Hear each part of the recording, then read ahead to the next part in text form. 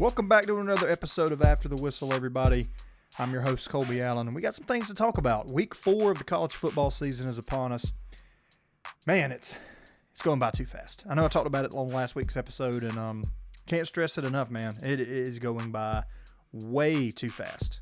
Here we are talking about we're a third of the way, essentially about a third of the way through the regular season already. Just crazy to think how fast it goes. And y'all know what day it is. Thursday, right? That means it's time to make some predictions.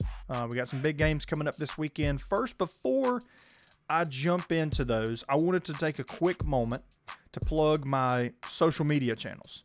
So for those of you that are partaking social media, whatever, if you don't, then this doesn't apply to you, whatever. But I'd like to say, if you have Instagram, you can find the podcast's official Instagram page at ATWCFB. After the Whistle, college football, essentially. But ATWCFB on Instagram. I'll post some funny memes and things of that sort, and occasionally I'll post polls that you can participate in, like who's going to win, this, that, things of that nature. Also, if you are a member of the Twitter Mafia, or X as it's called now, same handle, at ATWCFB on Twitter as well. Most of my Twitter usage involves me just trolling people, really. If you enjoy going on Twitter, reading through my feed, and just watching me troll people, by all means, check it out. For the older folks listening, and I'm really just joking, not so much older folks because I have one too, but if you don't have Instagram, you don't have Twitter, you have Facebook, you can also find the podcast on there. Just look up After the Whistle. It's actually, the username is at After the Whistle, or at ATWcast. Not After the Whistle. It's at ATWcast.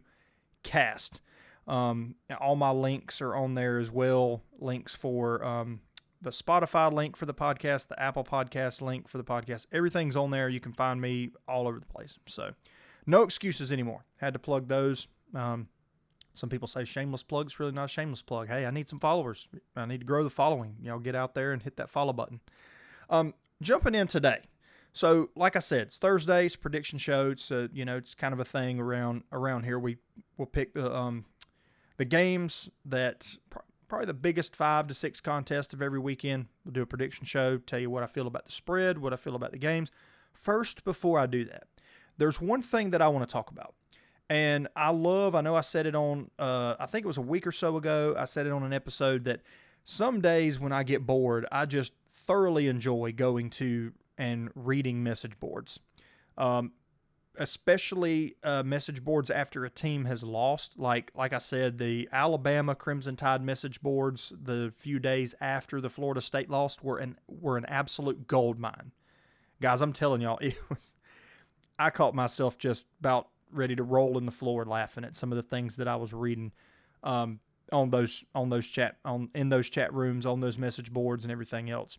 Likewise, when another team that has, a rich history of winning, when they start to, experience some turmoil, maybe some turbulence, whatever you want to call it, you read these message boards and you see these fans just absolutely losing their marbles.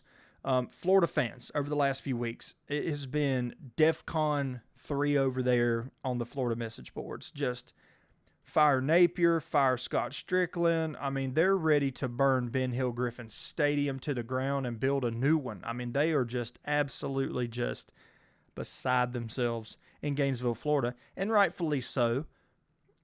But the fan base that I want to talk about the most right now as we're going into this, Clemson fans. Come on now.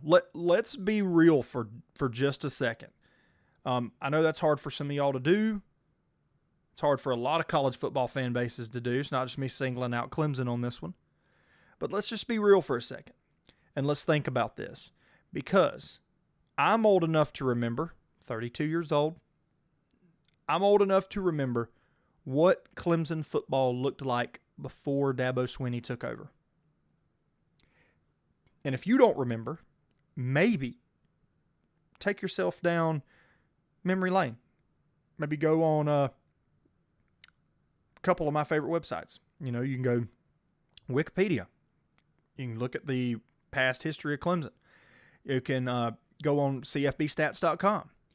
One of my favorite websites. Big stat guy. Love it. Go on there. Look at Clemson's numbers before Dabo took over. Look at the records. Look at their records against rivals. Look at everything. Make that a thing. If you're a Clemson fan, you're out there listening, go check it out. Then come back, and then after I say what I'm about to say here in just a second, you'll be like, hey, Colby, you're right. I need to pump the brakes. I need to chill out. So hear me out. Firing Dabo Swinney, which is a topic that is floating around on the Clemson message boards. And let's just say this. If Clemson University were to fire Dabo Swinney, let's say they fire him at the end of the season, that is a death sentence for your football program. And let me explain why, because there's a few reasons why I really want to get into this, and I want to explain it better to help some people understand it. The reason why, main reason, one, he's won 8 of the last 10 ACC championships. Do you know how many coaches in the modern era in the last 10 years have won their conference 8 times? 1. Dabo Swinney. I'll be the first one to admit that I'm not the biggest fan of Dabo. I feel like sometimes he can be a little cringy. I feel like sometimes, he just kind of says things. I don't know if he's just out of touch with society. He says things and I'm just like, just a cringy guy, but great football coach. And anyone in America, aside from just a handful of jobs, would make room for him if Clemson turned loose of him and fired him. They'd make room for him. They'd roll out the red carpet for him.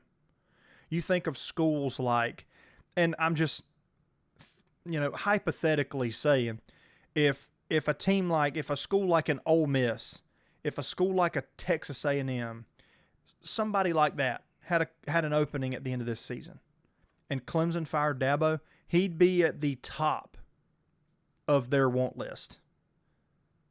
It's like, when you have your kids, they're getting their Christmas list ready. I know we're still a couple months out from that, from really thinking it, but some people are already starting to think about it. Haven't heard the Christmas music yet. But I will say, when you're making your Christmas list, when you were little, and even I have a daughter that's 3 now. When you make a Christmas list, you always put the thing you want the most at the top. And I'm telling you, most, and by most, I mean over 90% of the universities out there, if they had a head coach opening and Dabo Swinney was out there as essentially a free agent, he'd be at the top of the wish list, the very top. Another thing you have to think about in today's day of transfer portal, NIL, all the parity in college football, all the uncertainty surrounding these schools, is a lot of these players commit to a coach. Even though it's not a very good practice to commit to the coach, you want to commit to the university, but at the same time, these kids want to play for this guy. They want to play for a certain guy. I guarantee a lot of the players in Athens, you go to the locker room, they want to play for Kirby Smart. Likewise, when a lot of players were at Alabama, they want to play for Nick Saban. The list goes on and on. A lot of these guys in Clemson that are playing football for that program want to play for Dabo Swinney. And so, firing Dabo, you're just asking your roster to get gutted, because now, and we've seen it with the firing of UCLA's head coach and Virginia Tech's head coach over the last week, players are about to start entering the transfer portal from those two schools, because now the new rules say that if a coach is fired mid-season, that those players are eligible for a red shirt and can transfer out.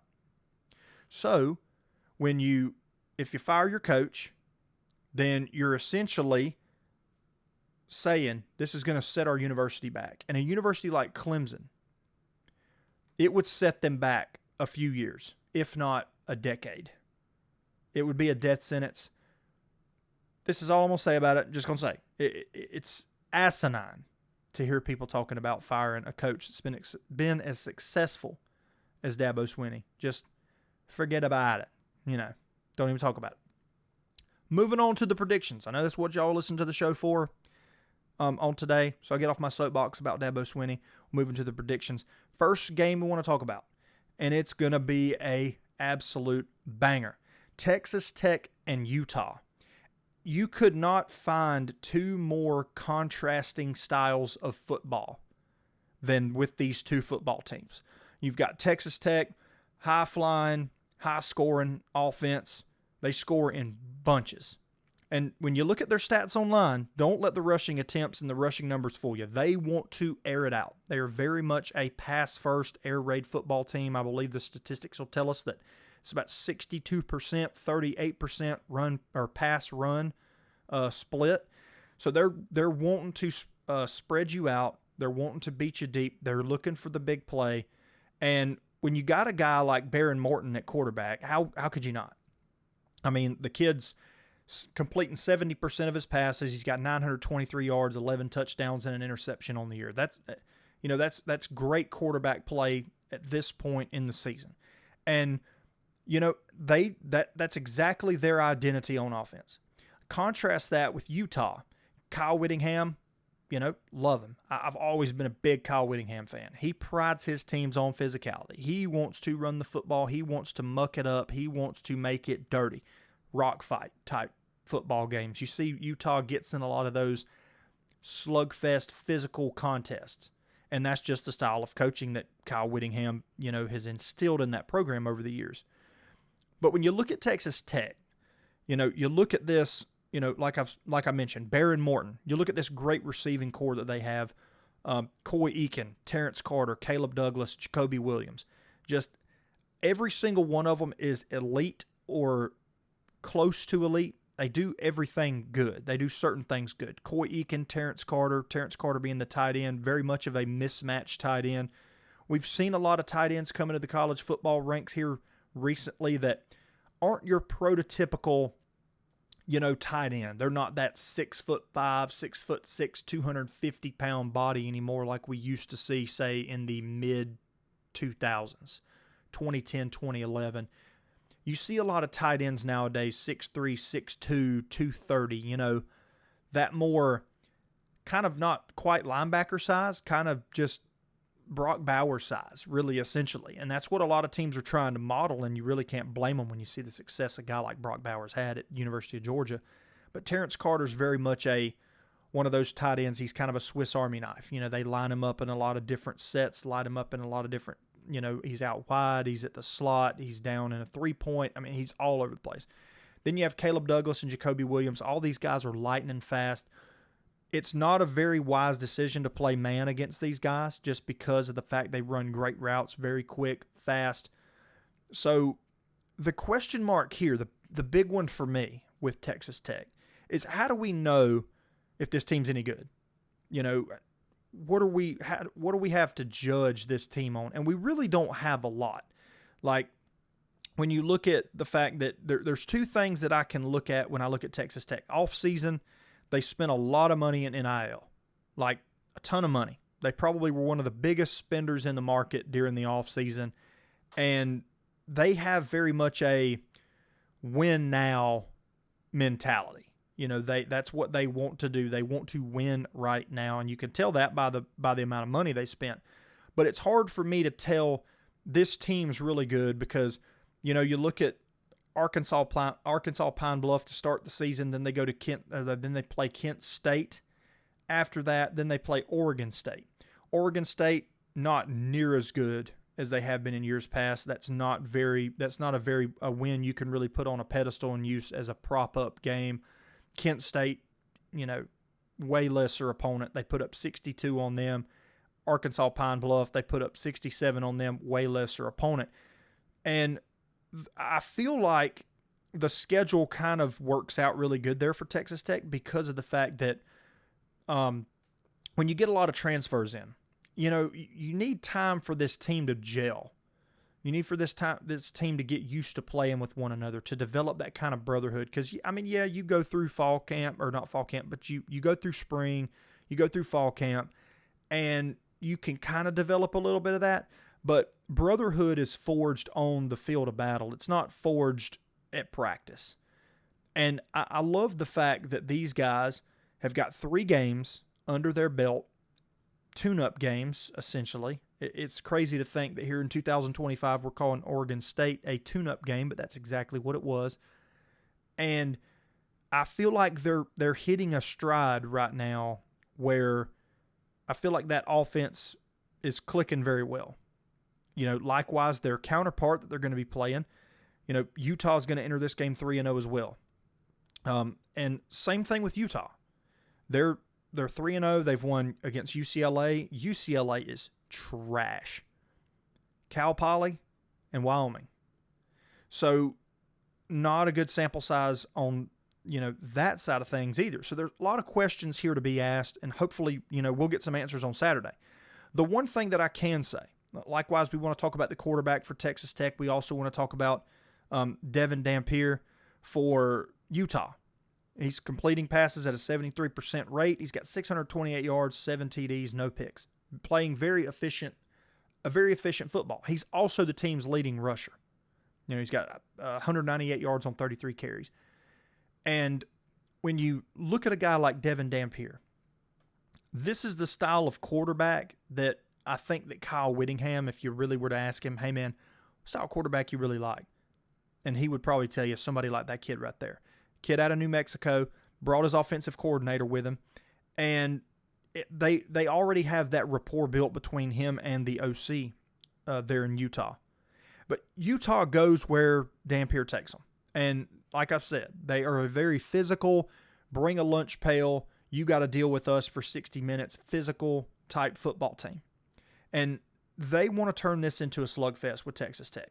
They want, and if you ask Kyle Whittingham, you know, they don't, if he's being truthful, and coach speak, he would say, you know, we don't care what kind of game we get into with these guys. I trust my guys. But if you got him behind closed doors, ask him, hey, off the record, coach, do you really want to get in a shootout with these guys being Texas Tech? And if he's being honest, guarantee you, I'd say his answer is going to be no on that one. He's not going to want to try to outscore Texas Tech. Utah's keys to the game here is going to be simple.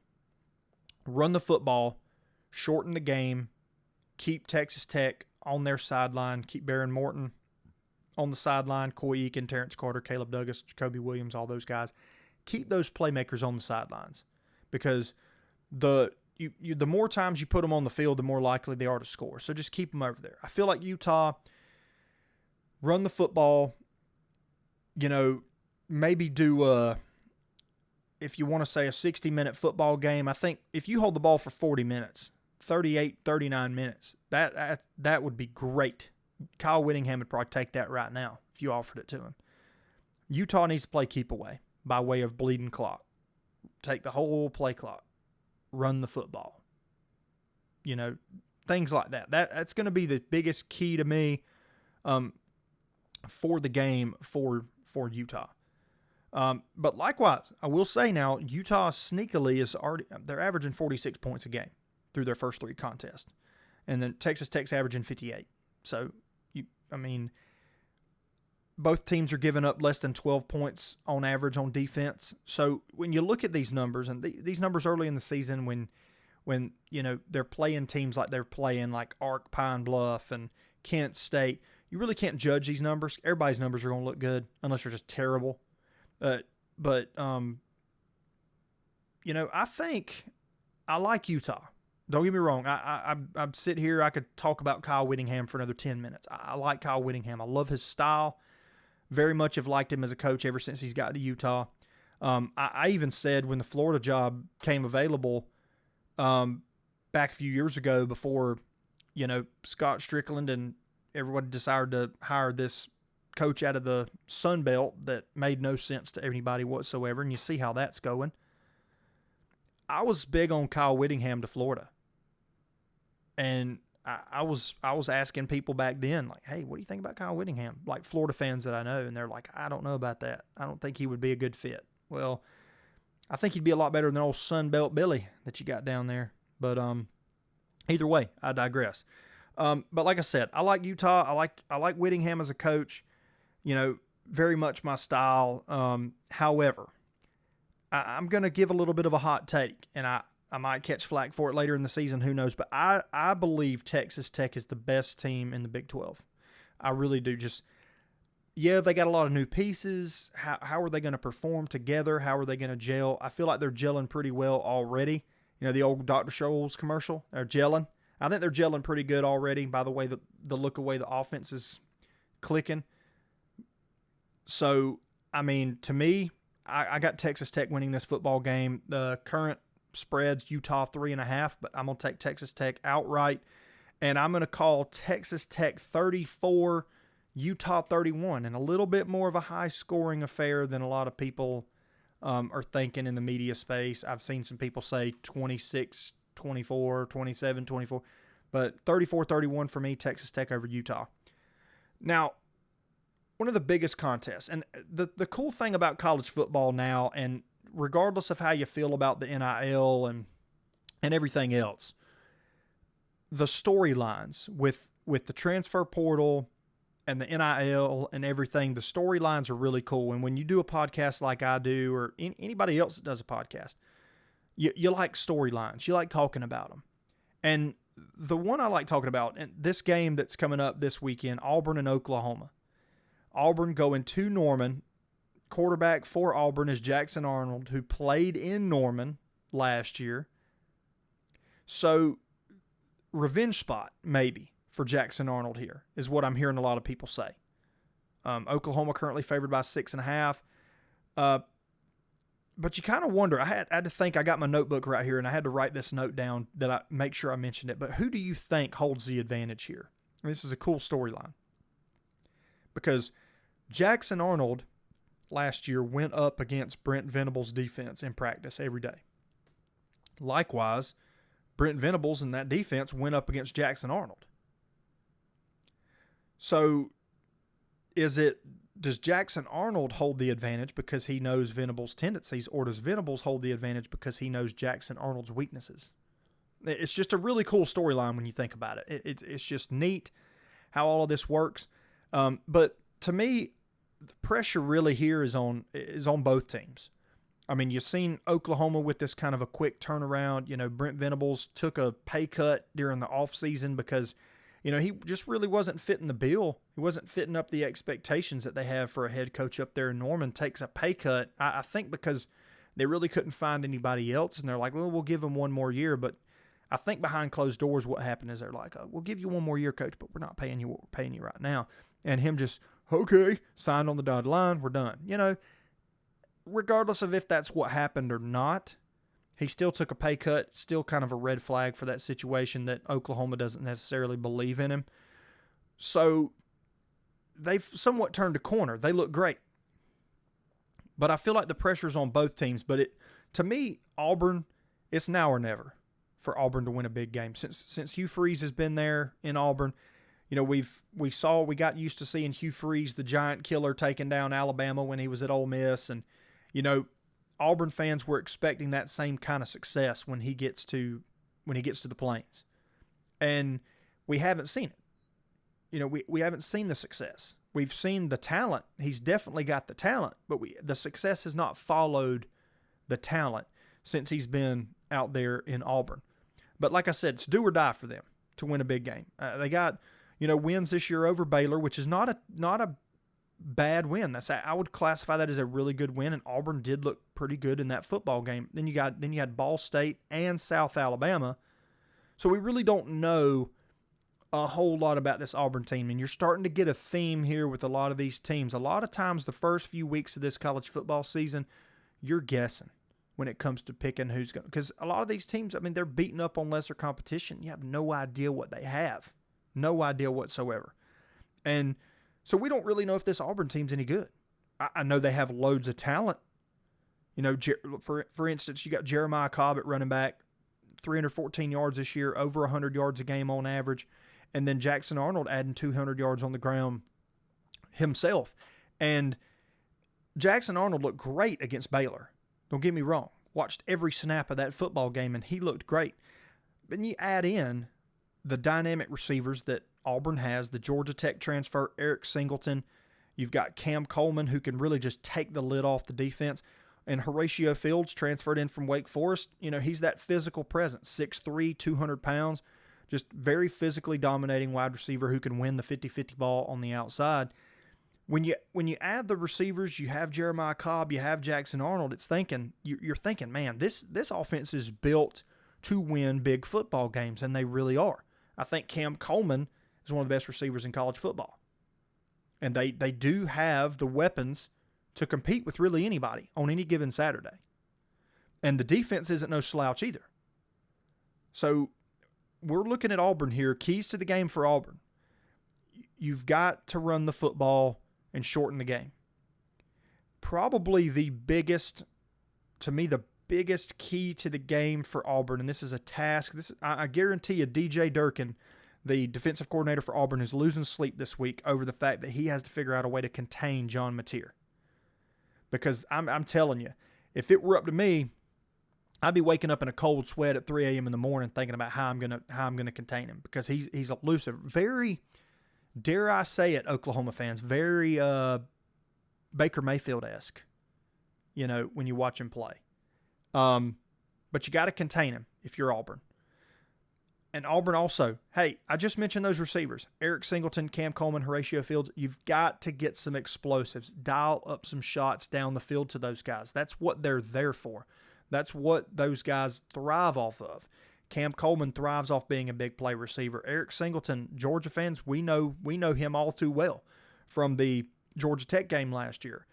And then Horatio Fields as well, that big 50-50 ball presence there. You got to dial up some shots. I mean, you're not going to be able to methodically just beat Oklahoma, I don't think. You're going to have to dial them up.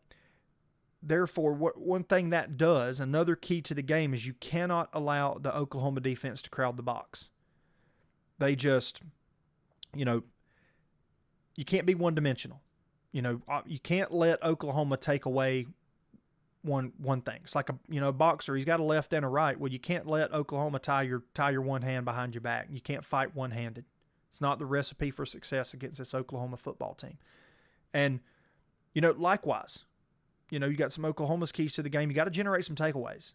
Defense has been lacking in that department. They've been solid. They've been an efficient defense.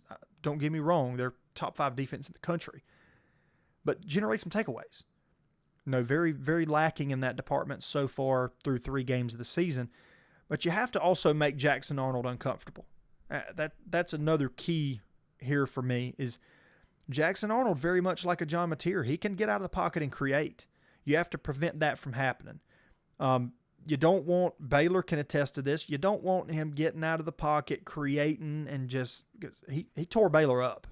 I mean, that was a fun game to watch.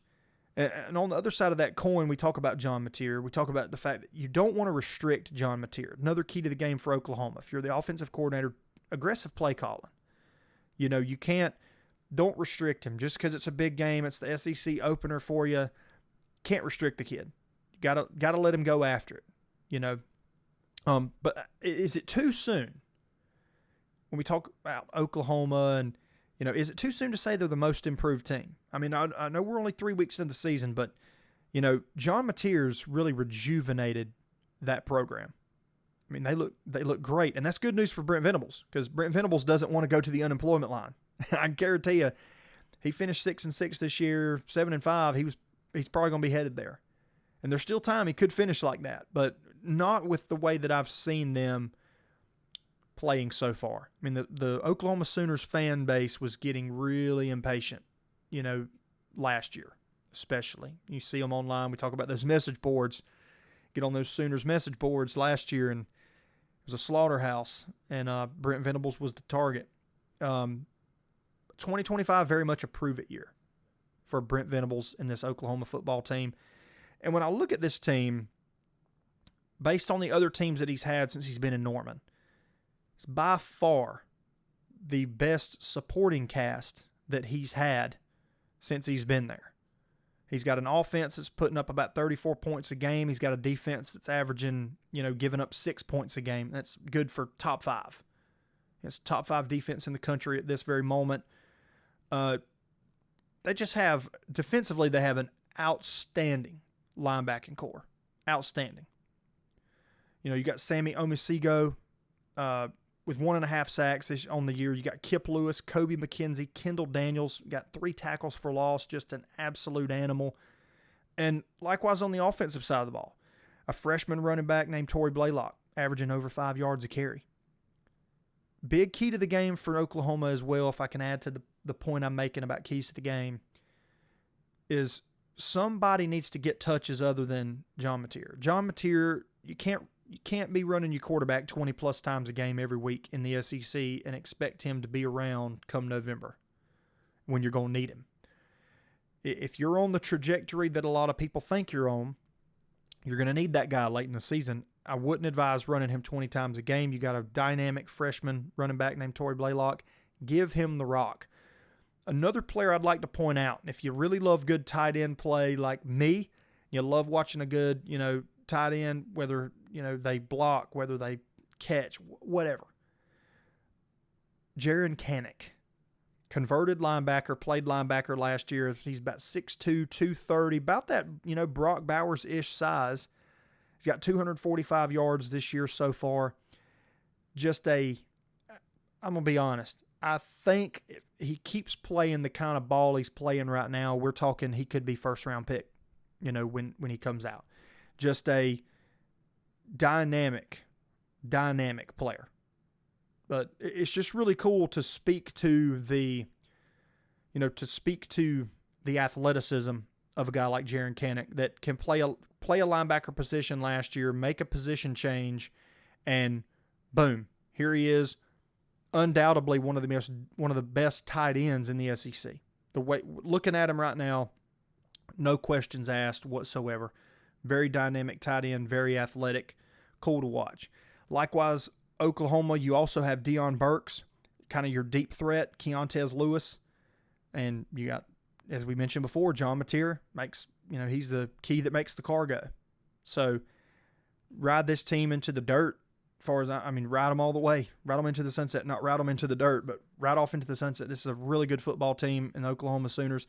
And for that very reason, I like Auburn. Don't get me, I like the way they play football. I like the players. I love Cam Coleman. I love Singleton. I like Horatio Fields. I like Jackson Arnold, gritty kid. But to me, this particular game, I like OU to win, and I like Oklahoma to cover. Currently like 6.5 point favorite. I like them to cover. I just don't think Auburn's quite ready for this moment. Looking at the two teams and what they've done and just kind of the eye test so far for me, I just feel like Oklahoma's about 11 points better than Auburn. So I'm going to go Oklahoma 31, Auburn 20 in that contest. So now we got a Big Ten matchup. Michigan, Nebraska, what we're going to call the Bussin' Bowl. Bussin' with the boys. Got the Bussin' Bowl here. Michigan currently 2.5 point favorite. And great quarterback matchup here. I'd like to point that out. You got Bryce Underwood and Patrick Mahomes' shadow, Dylan Raiola. I'm sorry. But at some point, Nebraska's got to take the next step. We've heard there was a point last year. Nebraska looks really good. Well, then they get to a point where they got to play a Big Ten opponent and the wheels fall off. And, you're here, beating Michigan now wouldn't carry the weight, wouldn't be the same as it would have been 2 years ago, that national championship Michigan team. Nebraska would have definitely celebrated it then. And likewise, they would celebrate it now if they beat Michigan. But Matt Rule in year 3 now, something's got to give. You got to start winning. You got to start showing something because that's a very proud fan base.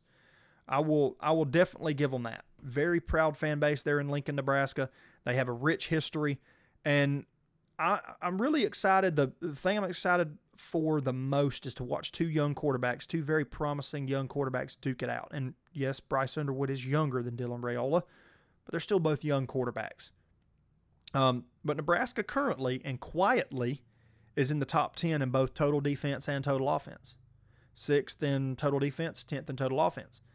But recurring theme, like here we are again, you can't put too much stock in those numbers at this point in the season, just coming from, games against Cincinnati, Akron, and Houston Christian. Cincinnati, not a win to shake a stick at. That's a decent win. Cincinnati not on the level of Michigan, but regardless, good win for Matt Rule and his team.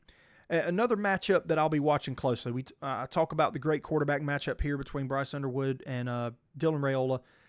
Another matchup I'm going to be watching. Wink Martindale versus Dylan Raiola. And some of y'all out there are like, who's Wink Martindale? The defensive coordinator for Michigan versus Dylan Raiola.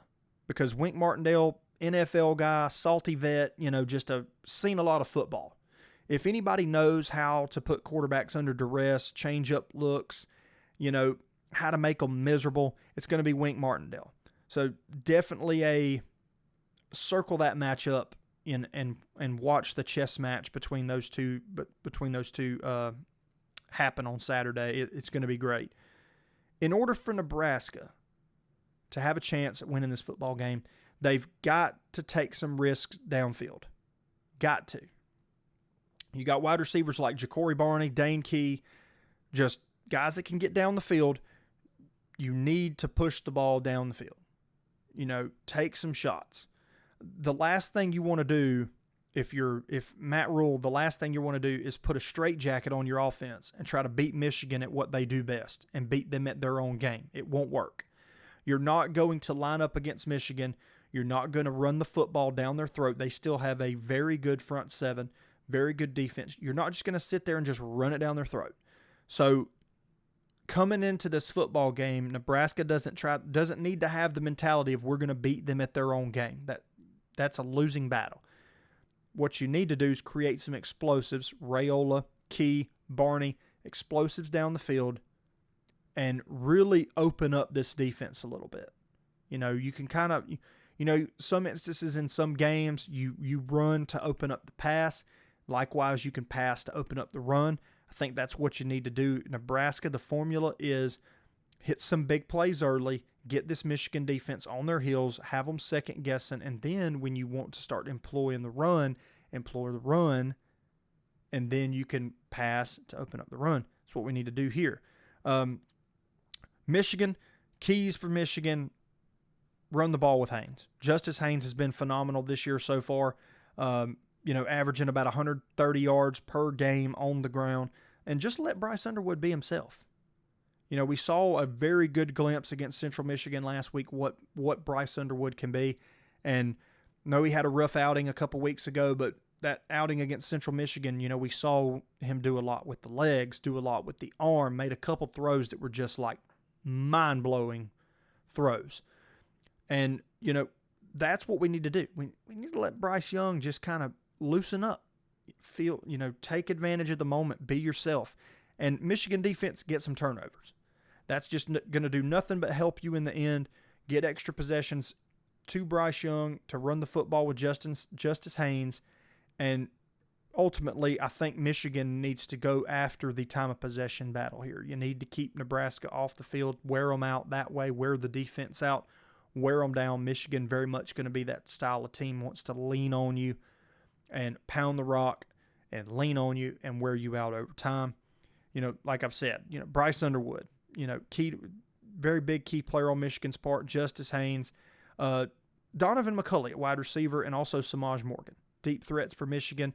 You start running the ball very effectively with Justice Haynes, you can beat Nebraska over the top with McCulley and Morgan. Sounds like a law firm.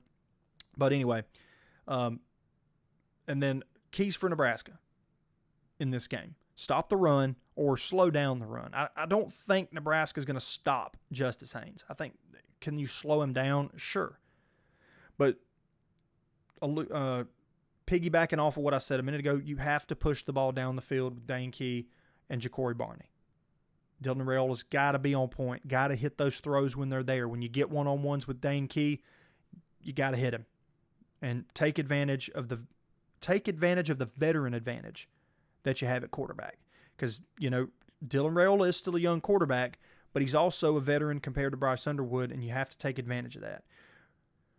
Regardless, I think this is going to be a really good football game. I think this could potentially be the game of the weekend. I think it's going to be low scoring. I think it's going to be a rock fight, slugfest. Michigan favored by 2.5 points. So obviously the bettors out there, they really think this is going to be a tight one. Over and under set at 46.5 points.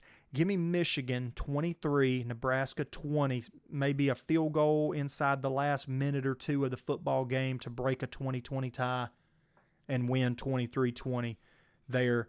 Bryce Underwood gets a big win on the road in Lincoln, Nebraska. Next game we're moving to, South Carolina, Missouri. Moving right along here. Bounce back spot for South Carolina. It's a big thing. Is it a bounce back spot? Because the world watched last weekend as South Carolina got their teeth kicked in by Vanderbilt. And not exactly your Papaw's Vanderbilt team. You know what I mean? It's not your Papaw's Vanderbilt team back in the day that got beat up on by everybody, won 2 games a year. This is a pretty stout Vanderbilt team. But getting beat 31-7 by said Vanderbilt team, a little bit embarrassing, especially if you're South Carolina, and all the hype surrounding this football team this year, just ridiculous to me that you let it go. But yeah, Lenore Sellers did get hurt. That's the excuse that's been floating around all week. Same, I understand that to a certain point. But 31-7 is 31-7. Your quarterback can get hurt, but that's a lot. That's a big margin. The biggest question leading up to the South Carolina-Missouri game this weekend is Sellers, ultimately. He leaves the game with a concussion, and the question is, will he play? We do have, I love, take this with a grain of salt. I'm not saying you heard it here first, breaking news, none of that crap here. I'm just saying there's a source that I've seen floating around on social media that is closely connected to the South Carolina football program that says that Lenore Sellers will play Saturday against Missouri. But we've got to talk about if Sellers doesn't play. And if he doesn't play, I don't trust Luke Doty, not in the slightest. And Missouri is kind of like not getting the credit that I feel like they deserve. They're a more dangerous team than what people are giving them credit for. They have great weapons on offense. They're averaging 51.7 points a game. Ahmad Hardy, the SEC's leading rusher, 462 yards, 5 tuds. Just unreal running back. Also, you got Kevin Coleman, wide receiver, quarterback's best friend. I put in my notes here, quarterback's best friend. He is a guy, he's got great hands, runs great routes. He comes out of the break, you throw in the ball, he ain't even looking at you, he's got it. He's that type of guy. Marquise Johnson, deep threat, averaging over 19, almost 20 yards per catch this year so far. And then to round it all off, you got to include the tight end, baby. Brett Norfleet, reliable target. Great hands, very rarely drops the ball. It's like he's catching it with pine tar on his hands. Just a great offensive output for Missouri. Eli Drinkwitz got that offense rolling. Bo Prabula pulling the strings, the puppeteer up there at quarterback. Transferred in from Penn State. I think it was a great move for him. He looks great. And you could make the argument right now. Bo Prabula could be tops in the SEC, quarterback-wise. Completing, 76% of his passes, 791 yards, 7 touchdowns, 1 interception. Phenomenal quarterback play.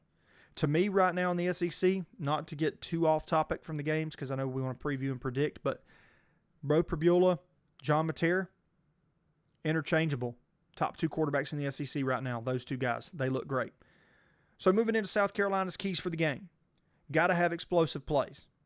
This is South Carolina offense. It's only averaging 23 points per game through 3 games in the season. Scored 69 points. That is not going to get it done unless you have a sensational defense, which they don't. So on defense, you have to prevent explosives. This has been a question mark for South Carolina. We've seen them get gashed a couple times this year on some explosive plays.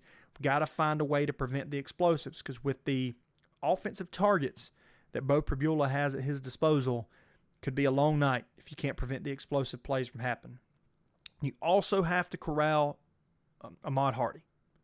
Easier said than done, I know, but don't let him control the tempo of the football game. You just can't.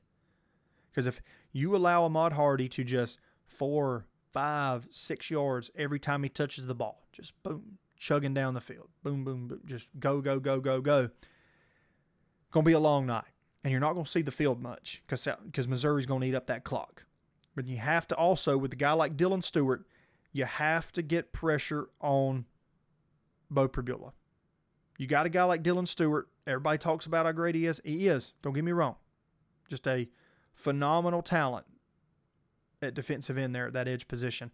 Got to get pressure on the quarterback for Missouri. Missouri's keys to the game, it's pretty much the opposite of what I just said South Carolina's are. Run the football. Lean on your strengths. Ahmad Hardy's your strength. Lean on him. Run the football. He needs to touch the ball. He needs to touch the ball 25 times. Generate explosives through play action. Likewise, when you're handing the ball off to that dynamic running back like that, South Carolina's keying on him. Maybe they got 8 men in the box. They're playing man on the outside. Lure them in over the top. Marquise Johnson, Kevin Coleman. Beat them over the top.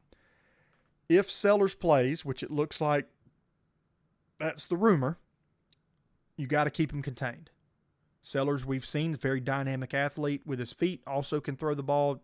And I'm telling you, Sellers is one of the best athletes in college football. And you could make the argument that sometimes he's the best quarterback in the SEC. He hasn't really shown a whole lot of that flash this year that we expected from him. But it will be there eventually. But you got to keep him contained if you're Mizzou. Likewise, play mistake-free ball, no turnovers. That's pretty much, doesn't really need to be said in football, but play mistake-free ball, no turnovers. Do not give South Carolina extra possessions. The more you give them extra possessions, the more opportunities they get to score points, brings the upset into play. Can't let that happen. And regardless of that, I feel South Carolina's inability to score points on offense is the main reason that they lose this game here. I just don't. I liked South Carolina before the season. I talked about how great this team was going to be, and they just haven't shown me. And they're going to have to show me. If they want me to start believing in them and picking them again, they're just going to have to show me that they're the team I thought they were going to be. And right now, I just don't think that they can keep pace with Missouri. I think Missouri's a lot better offense. They're clicking a lot more. The only chance is Carolina forces a few turnovers with, like I mentioned, Dylan Stewart, Brian Thomas Jr., those guys on that defensive line that just can wreak havoc. Got to force some turnovers, got to get some extra possessions. I think Mizzou wins. I don't have Mizzou covering. I have Mizzou 30, South Carolina 24. So big spread on that one, 11.5 Missouri's way. Don't have them covering, 30-24 Missouri over South Carolina.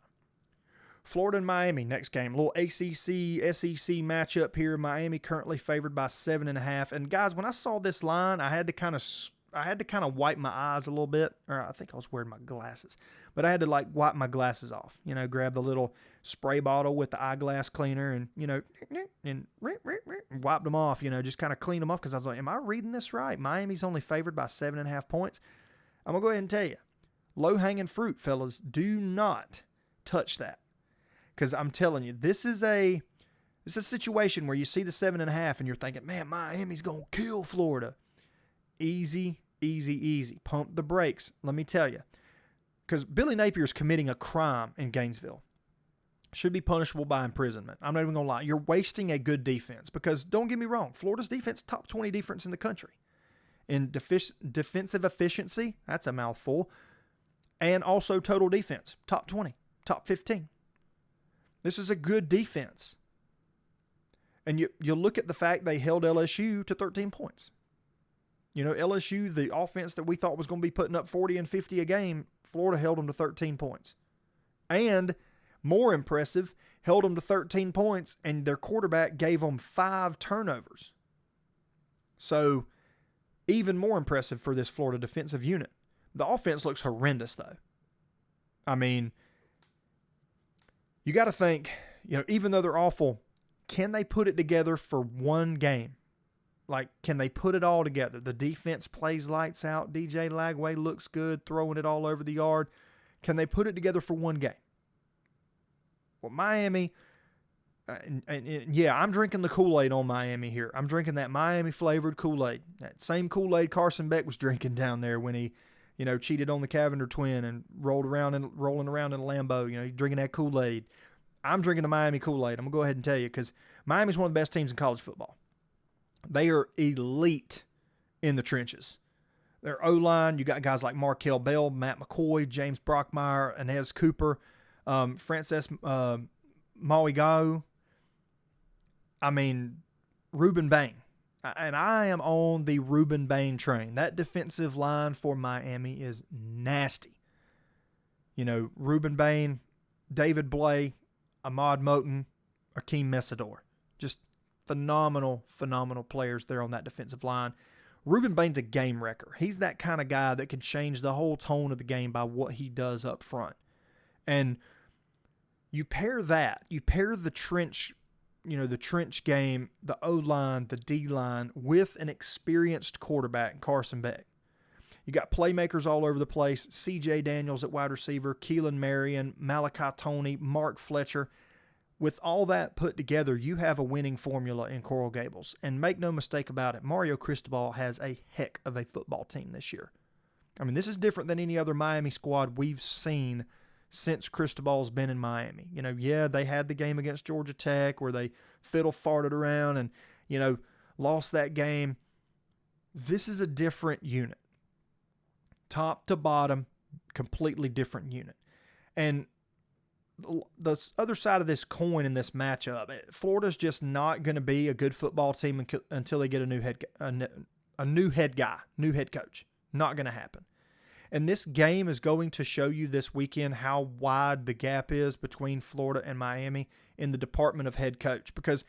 And sadly, it shouldn't be, because Florida's got the talent. I just mentioned the fact they have a top 20 defense in the country in total defense, top 15 in defensive efficiency. If I have to say that one more time, I'm going to throw something. Top 15 in that category, top 20 total defense. Great. But you're going to see the problem is it's doing that talent an injustice, and it's wasting that talent. Guy at running back, phenomenal talent. Wasting him. That guy should be on a winning football team, the way that he plays and the effort that he puts out. The effort that defense gave you in Death Valley last week, they should be winning football games. But you're not. And forget the over and under and the spread on this game. Miami favored 7.5, over and under 51.5. Forget all that. Let's set an over and under on how many more weeks until Napier's fired, because that man is gone. Unless he wins out, I think gone. Miami wins, Miami covers, 30-16 Hurricanes rolling in Coral Gables. Illinois, Indiana, last game I'm going to talk about here on the prediction show this week. Big Ten game, Indiana favored by 5.5. They're at the crib playing Illinois. Bragging rights game. Who's less overrated, Illinois or Indiana? I feel like this game's loser is going to earn that title. Less overrated, because I don't feel like either of these teams belong where they're at. Illinois, I don't think it's a top 10 team. I think it's wild. They're at 9. I look at Texas A&M at 10 and Oklahoma at 11. I think Texas A&M would beat Illinois by 2 scores. I think Oklahoma would beat them by 2 scores. I'm just not a believer in Illinois. I like Illinois in the sense that I think they're a good football team. I don't top 10 like Illinois, if that makes any sense whatsoever. They're a very experienced football team. They returned over 80% of their production from last year. You got a team led by a bunch of 5th and 6th year guys. They want to be physical, shorten the game, run the rock, all the characteristics you've come to know about a Brett Bielema offense.